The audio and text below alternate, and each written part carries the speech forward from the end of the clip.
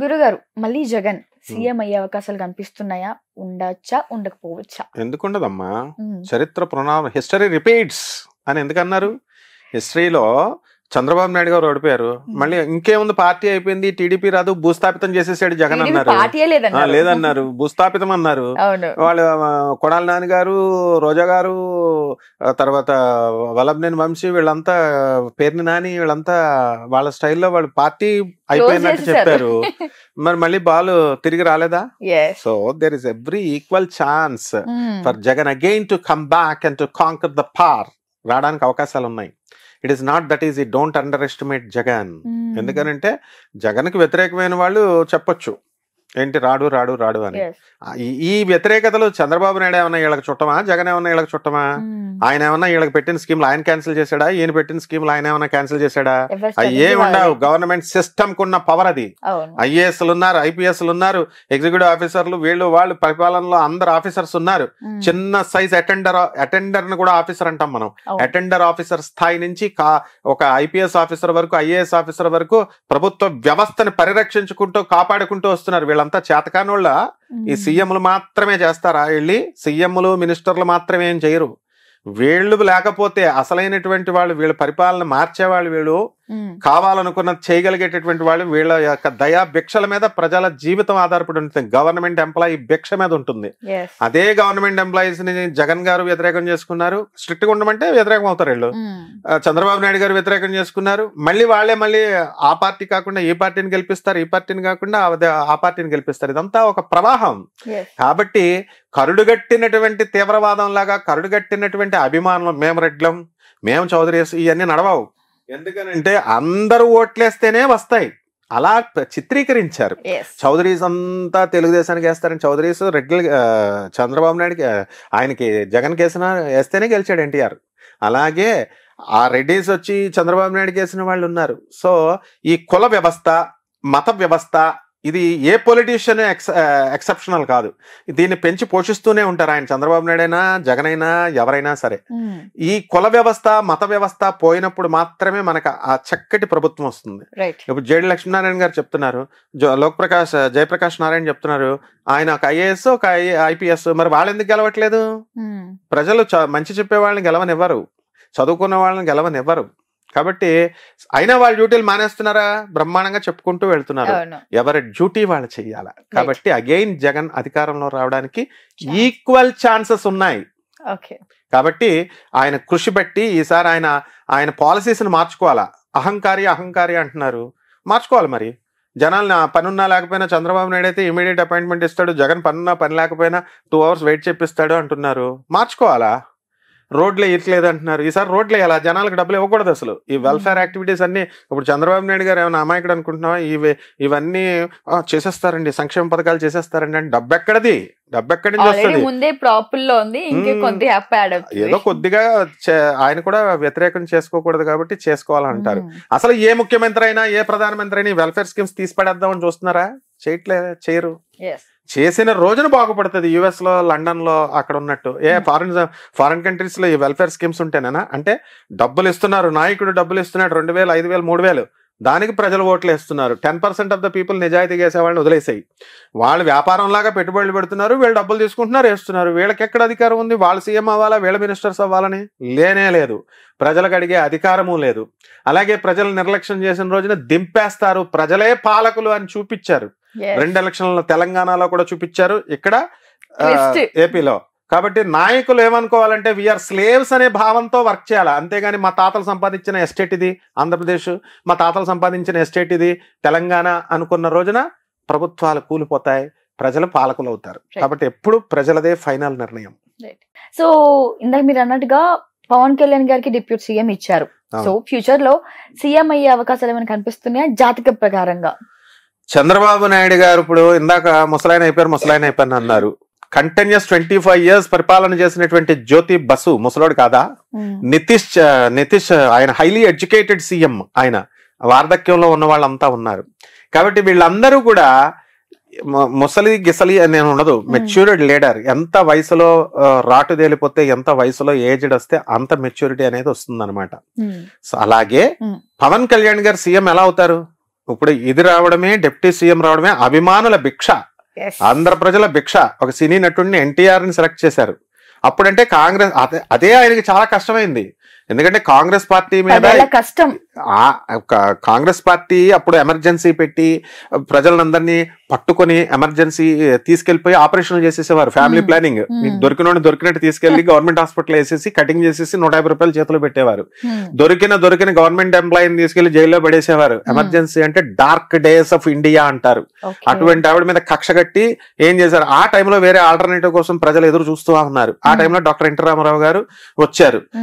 ఆయన మీద ప్రేమ, ఆయనంటే ఆయన చిన్నోడా, ఇప్పుడు కాదు అది 3 తరాల నుంచి ఒక రాముడి పాత్ర, ఒక కృష్ణుడి పాత్ర, ఒక భీముడి పాత్ర, ఇలా రకరకాల మామూలు సాంఘికలలో ఒక 4 తరాల జనం, 3 తరాల జనం అందరికీ ఆయన సుపరిచితుడు కాబట్టి ఆయన మీద ప్రేమ, మన ఇంట్లో వాడు ఎంట్రీ వాడు అనుకుని అందరూ కలిసి వేశారు, ఆల్టర్నేటివ్ లేదని. అదే మరి చిరంజీవి గారి విషయంలో ఎందుకు రాలేదు, ఎందుకు వేసేయలేదు? అదే మరి పవన్ కళ్యాణ్ 10 సంవత్సరాల క్రితం ఎందుకు వేసేయలేదు? సినిమా వాళ్ళని తొందరగా నమ్మరు. ఆ కాలంలో ఎంజీఆర్ నమ్మారంటే అది వేరు. ఆ టైప్ ఆఫ్ ఆయన కూడా చాలా సుదీర్ఘ కాలం పాటు చేశారు. అలాగే డాక్టర్ ఎన్టీ రామారావు ఆయన స్పెషల్ స్టైలే డిఫరెంట్. ఇప్పుడున్నటువంటి పవన్ కళ్యాణ్ గారికి సీఎం అయ్యే అవకాశాలు లేవు, ఫ్యూచర్ లో కూడా లేవు ప్రస్తుతానికైతే. అంటే దాని గురించి మళ్ళీ లాంగ్ రన్ అక్కల్లా. ఎందుకంటే చంద్రబాబు నాయుడు ఉన్నాడు, ఆయన చెబితేనే కదమ్మా పవన్ కళ్యాణ్ ఓట్లేసింది. జనం ఏమంటున్నారు, టీడీపీ సపోర్ట్ లేకుండా ఉత్తి జనసేనకి వేసారా? మరి జనం వేసారా? కానీ ఇక్కడ జనసేన వల్ల పవన్ కళ్యాణ్ వల్ల టీడీపీకి ఓట్లు వచ్చాయని కూడా చెప్పడం జరిగింది. ప్రజల నాలుకలు 2 రకాలు ఉంటాయి వీళ్ళు, అటైతే ఇటు, ఇటైతే అటు అంటారు. అభిమానులు, మెయిన్ పవన్ కళ్యాణ్ అభిమానులు ప్రశాంత్ కిషోర్ ని పక్కన పెట్టి ఆ స్ట్రాటజీతో మనం పిలిపించాం. ఏం మీరంతా ఐఐటీలో చదువుకోలేదా, ఎన్ఐటీలో చదువుకోలేదా, ఇంజనీరింగ్ చదవలేదా?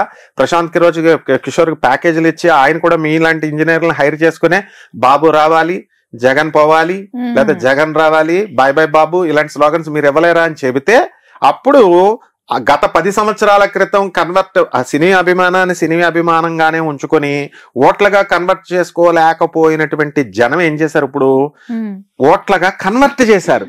ఇది ఎప్పటికైనా ప్రజల అభిమానులు, పవన్ కళ్యాణ్ అభిమానుల గొప్పతనం అది. కాబట్టి ఇక్కడ ఏంటంటే చంద్రబాబు నాయుడు గారు వల్ల పవన్ వచ్చాడు, పవన్ వల్ల చంద్రబాబు నాయుడు వచ్చాడు. రెసిప్రొకేషన్. ఒకళ్ళు వన్ సైడ్ లవ్ ఉండకూడదు కదమ్మా, ఇద్దరు ప్రేమించుకోవాలి. ఈ కూటమి ఏర్పడింది కాబట్టి ఈ రోజు ఫస్ట్ అసలు కూటమి పెడితేనే వస్తారని చెప్పిందే మనం. 2 పార్టీలు వస్తే కుదరదు. చంద్రబాబు నాయుడు పవన్ వస్తున్నంత మాత్రాన్ని సరిపోదు, యూ హ్యావ్ టు బీజేపీని కూడా కలుపుకోవాలా అని చెప్పి అప్పుడు మాత్రమే వస్తుందని చెప్పాం. అలాగే వాళ్ళు అయ్యారు. ఎందుకంటే వాళ్ళ వెనకాల ఐఏఎస్లు ఉంటారు, ఐపీఎస్లు ఉంటారు, చదువుకునే వాళ్ళు ఉంటారు, మీలాంటి స్టూడెంట్స్ ఉంటారు. అండ్ చంద్రబాబు నాయుడు గారు కానీ పవన్ కళ్యాణ్, జగన్ అందరూ చదువుకున్నారు కాబట్టి వీళ్ళందరూ కూడా మెచ్యూర్డ్ మైండ్స్. వాళ్ళ పిల్లలు చదువుకోలేదా? ఉపాసనారెడ్డి నా శిష్యురాలే చదువుకోలేదా? లేకపోతే ఈ బ్రాహ్మణి చదువుకోలేదా? వాళ్ళ ఐడియాస్ మనకులాగే ఉంటాయి కదా, ప్రజలే కాదు. కాబట్టి ఖచ్చితంగా పవన్ కళ్యాణ్ గారికి టఫ్ కాంపిటీషన్. ఎందుకంటే జగన్ అప్పుడే అయిపోలేదు, మళ్ళీ లేస్తారు ప్రజలకంతా డెఫినెట్ గా. ఇప్పుడు పులి ఏం చేస్తుంది, 2 అడుగులు వెనక్కేస్తే మళ్ళీ ముందుకెళ్తుంది. అలా ఇదే ప్రజలు మారతారు.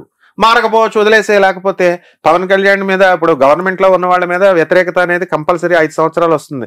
మరి నాకు కావాలి జగన్ అని మీద పెట్టుకున్నారు, 5 సంవత్సరాలు దించేశారు.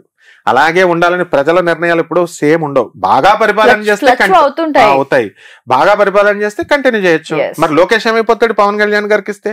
మరి జూనియర్ ఎన్టీఆర్ కాసు కూర్చున్నాడు, ఆయన నేను సీఎం అవ్వాలని ప్రతి ఒక్కరికి ఆశ ఉంటుంది. ఆయన వేరేగా పార్టీ పెట్టుకుని వస్తారు. జాతక ప్రకారంగా ఈ 5 ఏళ్ళు పవన్ కళ్యాణ్ గారికి ఎలా ఉండబోతుంది? అయితే ఆల్రెడీ నడుస్తుంది కదమ్మా బ్రహ్మాండంగా. నెంబర్ 1 లో చంద్రబాబు నాయుడు. ఏమైనా ప్రాబ్లమ్స్ ఎదుర్కొనే ఏముండవు, ప్రాబ్లమ్స్ ఏముండవు. Pawan Kalyan is very intelligent, అద్భుతంగా చేస్తాడు. కాకపోతే వీళ్ళిద్దరు హీరోయిజం ఎప్పుడు బయటపడుతుందంటే అక్కడ మోడీ గారిని ఒప్పించి ఎక్కువ ప్యాకేజ్ తేవాలా, డబ్బులు తేవాలా, ఆ పోలవరాన్ని నిర్మించాలా. కేవలం అధికారాన్ని అనుభవించడమే కాదు, వాళ్ళ ప్యాకేజ్ తేవాలా, డబ్బులు ఇవ్వాలా. ప్రజలదేముంది, తెచ్చేస్తారు, చేసేస్తారు అని చెప్తారు. తేవాలా, ఫస్ట్ నిలదీసి అడగగలగాల నిర్మోహమాటంగా. తెచ్చినప్పుడు పోలవరం పూర్తవుతుంది, అమరావతి పూర్తవుతుంది, వైజాగ్ డీసెంట్రలైజేషన్ ఆఫ్ పవర్ ని కూడా సేమ్ పాలసీస్ ని కంటిన్యూ చేయాలా. ఒక సీఎం ఒకడొస్తాడు అమరావతి అంటాడు, ఇంకో సీఎం వస్తాడు రాయలసీమ అంటాడు, లేకపోతే వైజాగ్ అంటాడు, మళ్ళీ ఈ సీఎం వచ్చి మళ్ళీ అమరావతి బ్యాక్ టు పెవిలియన్ అన్నట్టు చేయడానికి కుదరదు. ఒక ప్రజలకు మీరు ఏం చేస్తున్నారు, ప్రజలు ఆర్ అబ్జర్వింగ్. ప్రజలు అబ్జర్వ్ చేస్తున్నారు. మొత్తం డీసెంట్రలైజేషన్ ఆఫ్ పవరే చేస్తావో, లేకపోతే ఒకే చోట సెంట్రలైజ్ చేసి నువ్వు చేస్తావో, రాజధానిని అందించగలుగుతావా, పోలవరం ప్రాజెక్ట్ పూర్తి చేయగలుగుతావా? మోడీ నెక్స్ట్ టైం కి ఉండాలని లేదు, రాహుల్ గాంధీ తోసుకొచ్చేస్తున్నాడు, ఈస్ పెనిట్రేటింగ్. ఎందుకంటే ఇప్పుడు ఓట్లు పెరిగిపోయినాయి. సో ఎవ్రీ రాజకీయం అనేది ఎప్పుడు కూడా ఒకలాగా ఉండదు, దూసుకొని అందరూ అన్ని పార్టీలు. ఆ సీఎం పోస్ట్ లో ఉన్న ఆ అందం అలాంటిది. ఏ మామూలు ఎమ్మెల్యేలకి వస్తుందని ఛాన్స్ ఉంటే ట్రై చేయరా? వాళ్ళు ట్రై చేసేస్తారు. సో నారా లోకేష్ గారు జాతకం ప్రకారంగా టీడీపీ పార్టీ అధ్యక్షుడు అవుతాడా? ఆయన జాతకం ప్రకారంగా ఎలా ఉండిపోతుంది ఆయన రాజకీయ జీవితం? ఎవరు ఆపేవాళ్ళు ఎవరున్నారు అసలు ఆయన్ని? ఆయన పార్టీ వాళ్ళది, వాళ్ళ డాడీది. ఆయన డెఫినెట్ గా ఈయన పార్టీ అధ్యక్షుడి కింద ఇప్పుడే చేస్తారు. మినిస్టర్ గా చేసుకున్నారు, వాళ్ళే పంచుకుంటున్నారుగా అధికారం. లోకేష్ గారికి ఇచ్చారు, పవన్ కళ్యాణ్ గారికి ఇచ్చారు, వాళ్ళ కుటుంబ సభ్యులకి, బయట వాళ్ళకి అందరికి ఇస్తున్నారు కదా. సో వాళ్ళ పార్టీ కాబట్టి ఆయన ప్రెసిడెంట్ అవుతాడు, బ్రహ్మాండంగా చేస్తాడు. ఆయన కూడా బాగానే చదువుకున్నాడుగా. అయితే చంద్రబాబు నాయుడు గారు అంత తెలివితేటలు లేకపోవచ్చు, ఆయన అంత చాణక్యనీతితో చేయలేకపోవచ్చు. ఆయన పందాలు ఆయన బాగానే చేస్తారు. అట్లే మరి ఇప్పుడు 3వ సారి అయితే మనకి పిఎం అయ్యారు నరేంద్ర మోడీ గారు. మరి 4వ సారి కూడా అయ్యే అవకాశాలు ఉన్నాయా, లేకపోతే ఇదే చివరిసారి? ఇంకా ఆయనకి ఇదే చివరిసారి. ఇప్పుడు ప్రజలు అంత కంటిన్యూటీ ఎవరు, ఎందుకంటే మరి కాంగ్రెస్ ఏం చేసిందమ్మా, అలా అయిపోయే ఉద్దేశం ఉంటే ఇప్పుడు కాంగ్రెస్ కి కొంచెం ఎక్కువ పెంచరు. ఇప్పుడు సీట్లు పెరిగినాయి కదా. అంటే ఏంటి, స్లోగా వచ్చేస్తోంది కాంగ్రెస్ దూసుకొని. ఇక్కడ ప్రియాంక ఉంది, అక్కడ ఏం చదువుకోలేదా ఆమె? రాహుల్ గాంధీ చదువుకోలేదా? ప్రజలు చెప్పేస్తే సరిపోద్దా? పప్పు పప్పు అన్నారు లోకేష్, ఇప్పుడు నిప్పు అయిపోలేదు, అప్పుడు మినిస్టర్ అయిపోయాడు. ఇప్పుడు పప్పు పప్పు పప్పు అన్నారు అందరూ. అలాగే రాహుల్ గాంధీని అంటున్నారు. కేటీఆర్ గారి జాతకంలో సీఎం అయ్యే అవకాశాలు ఉన్నాయా? అంటే మీరు ఇప్పుడు గతంలో అన్నట్టుగా లైక్ అంటే ఏదైనా కేసీఆర్ గారికి హెల్త్ ఇష్యూస్ వస్తే ఆయన ప్లేస్ ని రీప్లేస్ చేసే అవకాశాలు ఏమైనా కనిపిస్తున్నాయా? ఎందుకు కాకూడదు? ఇప్పుడు ఒకసారి డౌన్ అవుతారు ప్రతి మనిషి, మళ్ళీ లేస్తారు. ఆయన చదువుకోలేదా? తర్వాత ఆయనకి పాలసీస్ తెలీదా? కేవలం చదువు ఒకటే సరిపోదు, ప్రజలను కూడా కలుపుకొని వెళ్ళాలా. అసలు కేటీఆర్ కి మంచి పేరే ఉంది, బోళా శంకర్ నిరంతరం జనాల్లోనే ఉంటుంటారు, మంత్రులు కలుస్తుంటారు, చదువుకున్నారు. అలాగే రేవంత్ రెడ్డి గారు సరిగ్గా పాలన చేస్తే వాళ్ళకి అవకాశం ఇవ్వకుండా చూసుకుంటూ ఉంటారు. అక్కడ కాంగ్రెస్ తన హామీలు అవన్నీ కూడా ప్రజలు సాటిస్ఫై చేయాలి కదా, కేవలం హామీలు అని కాకుండా. కాబట్టి కేటీఆర్ గారికి కూడా అవకాశాలు ఉన్నాయి. ఏ పార్టీ అయినా సరే ఓడిపోయినంత మాత్రాన ఖతం అయిపోయినట్టు కాదు, మళ్ళీ లేవడానికి, మళ్ళీ నిలబడడానికి, మళ్ళీ గెలవడానికి అవకాశాలు ఉంటాయి. ఇప్పుడు ఆపరేషన్ లేకుండానే మోకాళ్లకు ప్లాస్మా ట్రీట్మెంట్, మీ ఆర్థోపెడిక్ సమస్యలన్నిటికీ రోబోటిక్ టెక్నాలజీ ద్వారా తక్కువ ఖర్చుతో శాశ్వత పరిష్కారం, ఫ్రీ కన్సల్టేషన్, ప్రతి ట్రీట్మెంట్ పై 20% డిస్కౌంట్. ఈ ఆఫర్ కొద్ది రోజులు మాత్రమే, త్వరపడండి. V9 hospitals 9281465842.